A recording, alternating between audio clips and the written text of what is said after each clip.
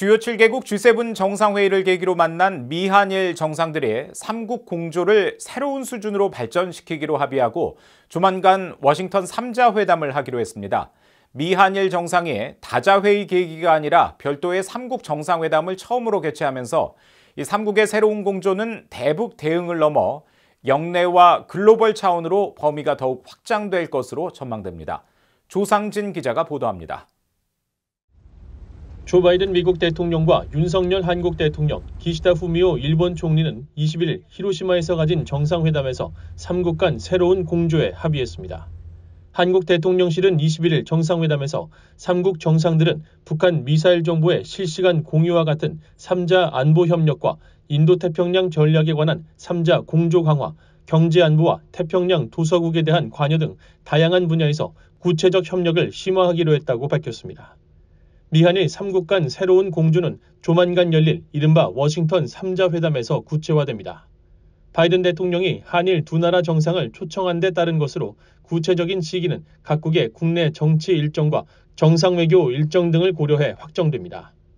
한국 정부 당국자는 아직 날짜를 확정할 수 없는 단계라고 밝혔지만 이번 여름 때이거나 한일 정상이 9월 유엔 총회에 참석하기 직전 워싱턴에서 바이든 대통령과 3자 회담을 가질 수 있다는 전망이 나오고 있습니다.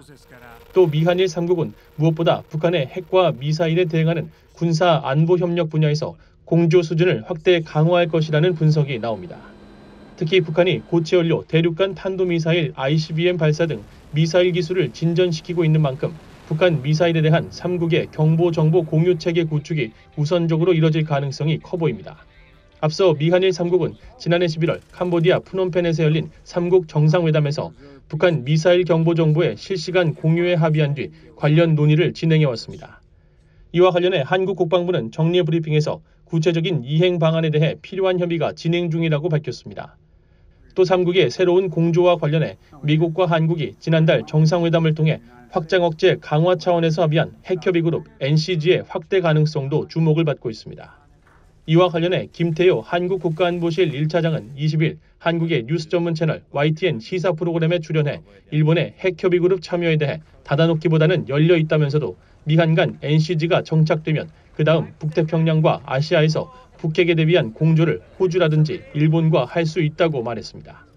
다만 핵협의 그룹 가입국을 늘려서 한다면 한반도에서 우리가 집중적으로 해야 할 미한 간 어젠다가 흐려진다는 점에서 핵협의 그룹 정착에 집중해야 할 것이라고 설명했습니다. VOA 뉴스 조상진입니다.